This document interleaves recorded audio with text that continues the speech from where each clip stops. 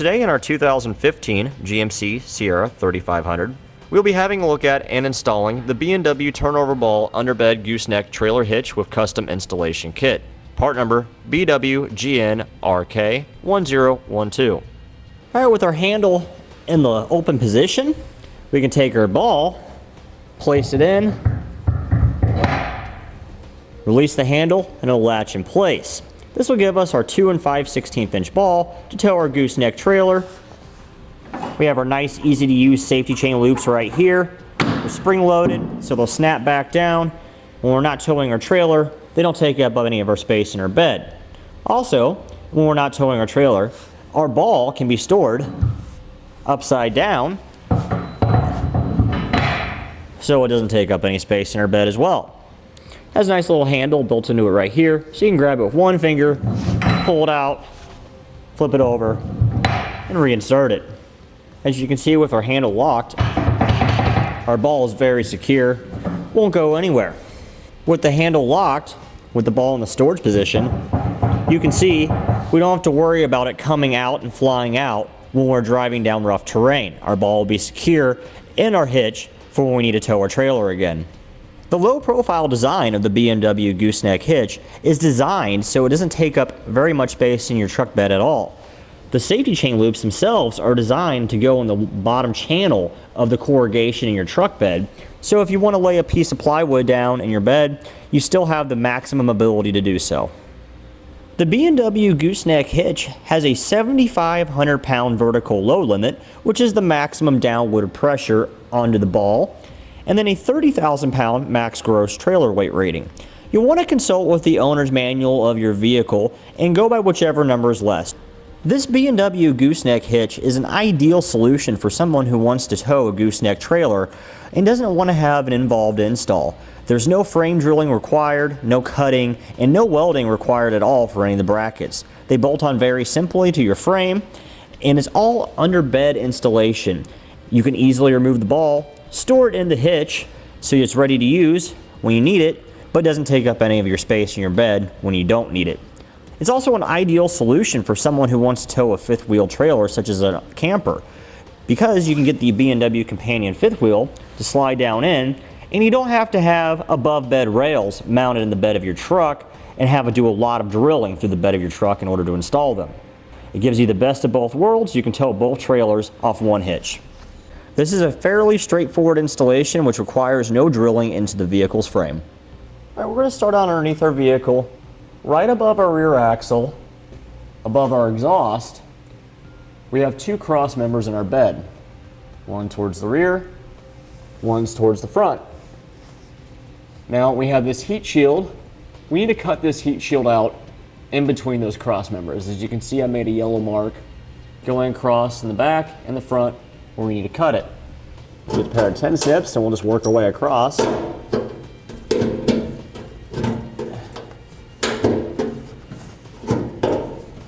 Now if you have an angle grinder, you can use a cutoff wheel on it to do this too. Alright, now we're going to make a mark in the center of our bed at the appropriate measurement for your bed length. Refer to your instructions for that. Now you're measuring from the back at the end of the bed, not from the tailgate. Make sure you don't make that mistake. So you'll measure the distance between your wheel wells, divide that by 2, and that'll get you the exact center of the bed. We'll make sure our mark is there. Okay, we'll just take a center punch and make a mark. And we'll use that to guide our pilot hole.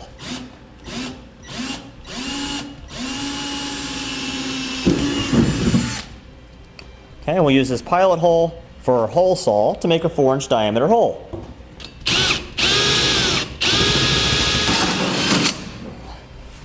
It's a good idea to take some spray paint and spray along the inner edge so you don't have to see any shiny metal, and you'll help prevent rust. Since our truck has a bed liner, we can just use some flat black spray paint.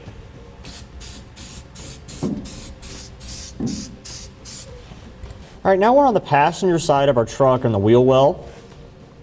There's a wiring harness here that's slightly in our way. We're going to pop it off with a trim panel tool here. You can use a flathead screwdriver if you don't have a trim panel tool, but Trim panel tool does make it easier. Just pop it off there. That'll give us plenty of room to work. Now, right in this area here, above our bump stop, we need to make a notch in the bed of the truck. We're gonna make a notch that's 2 inches wide. So we'll just measure off 2 inches here. And then we'll just go up at an angle and then down, forming a triangle like that. Now this notch that we're cutting is so we have room to slide our cross rails in place to attach our gooseneck head to. You don't have to be in this exact location. As long as you're somewhat in between both of these bed supports right here, you'll be fine. I find right above the bump stop's the easiest place to go, so that's where we're going. So use a rotary tool to make our cut.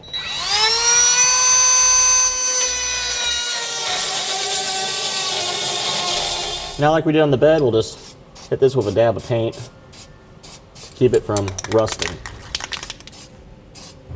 Okay, now we'll take our front rail. We know it's the front rail because it's the one that's angled.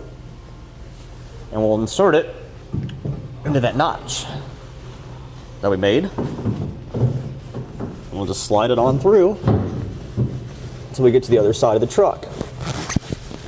Then we'll slide it towards the front of the vehicle.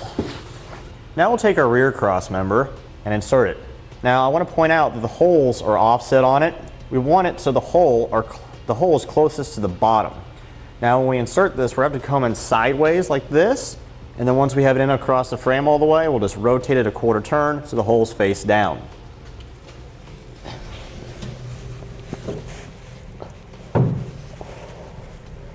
All right, now to help twist it, you can just use a pair of Channellocks and twist it, and you can slide it towards the back, just like that. As you can see with the position that we have it now, the bolts will come in horizontal and the holes are facing closest to the bottom of the rail. That's exactly how we want it. Now before we push our front rail all the way forward, we're going to go to the second hole on the driver's side right here. Place one of our 1/2 inch by 1.5 inch long bolts on. Place this rubber O-ring on. And this will keep the bolt from falling out onto our gas tank when we raise our center section on up. And we'll just push it down as far as we possibly can. And that holds the bolt in place. And we'll slide our rail forward. Just like that. Now we'll raise our center section up with the handle mechanism here for the ball latch facing towards the driver's side. The offset hole will be closer to the back of the truck.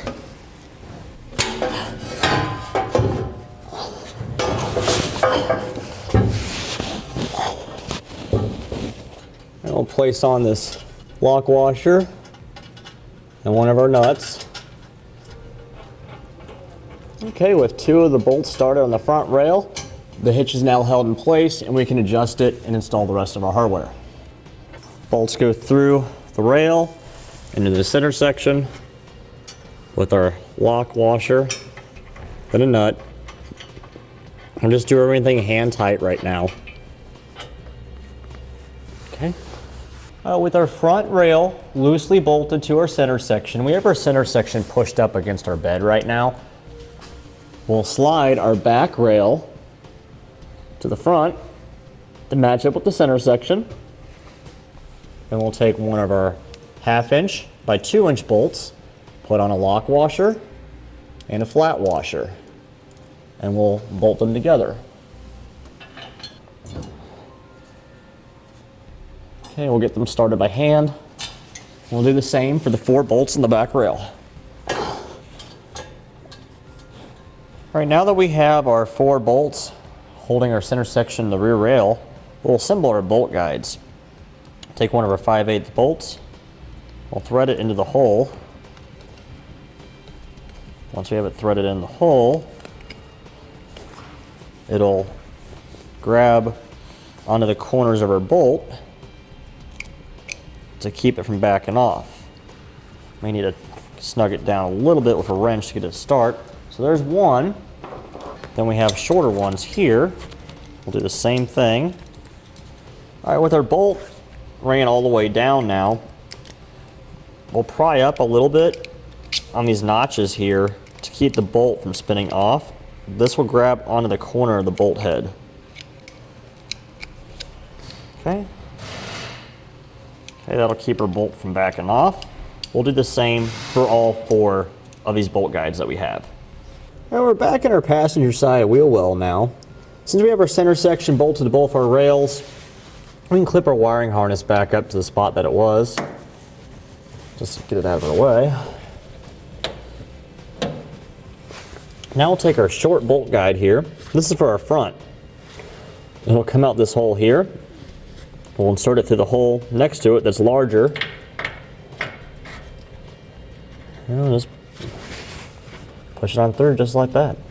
We'll do the same on the other side. Now our rear bolt guide is this longer handle. It'll go in through this hole on the inside of our frame right above our bump stop. So I'll push it in, work it towards the back of the truck, and then it'll come out a hole on the outside of the truck. All right, here's the hole that it's going to come out. You place your finger in it while you run the bolt handle through. You can feel it, and you just push it on through. We'll do the same for the other side. Okay, with both of our bolts in place in our frame, we'll take our frame bracket and we'll slide it into position. We'll place on a flat washer, a lock washer, and then we'll thread on a nut.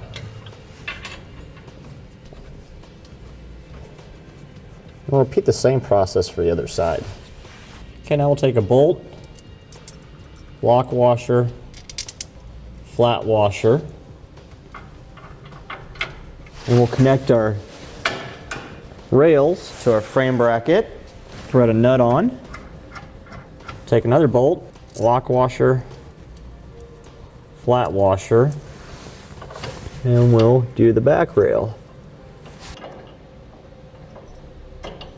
Sometimes it's easier if you pull the rail away from the hole a little bit to help line it up.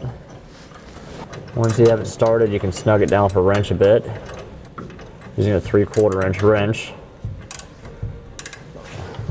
And we'll repeat the same process on the other side. All right, now that we have our frame plates bolted to our cross rails, we can start tightening down our center section to the cross rails. Just use a 3/4 inch wrench and a ratcheting wrench or a socket to snug the front section down. Then you just need a ratcheting wrench or a ratchet for the back.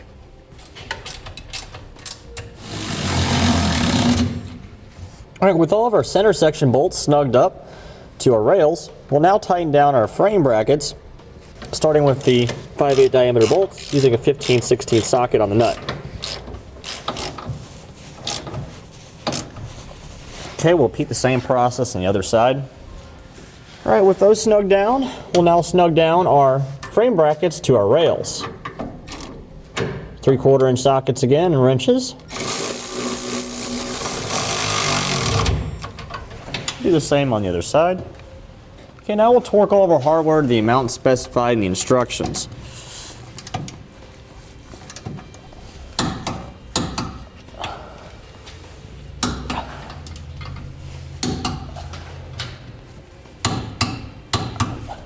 Now that we got all the bolts underneath torqued, we'll torque our rails to the side plates.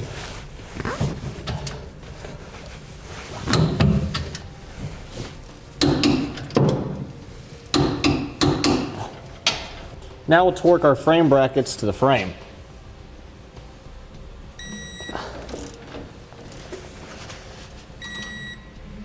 And we'll do the same on the other side. Okay, now that we have all of our hardware torqued down, we'll install our handle for our latch. Let's insert the handle in through this hole here, slide back,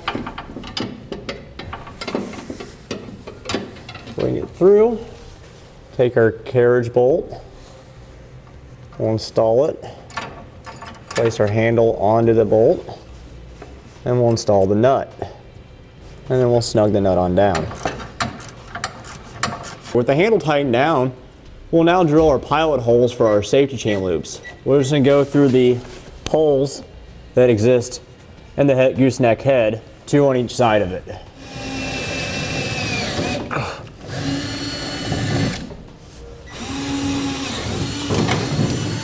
Now we'll repeat the same process on the other side. Now that we have our pilot holes drilled, we'll use a 1/2-inch step bit or a 1/2-inch drill bit to drill straight down through the truck bed.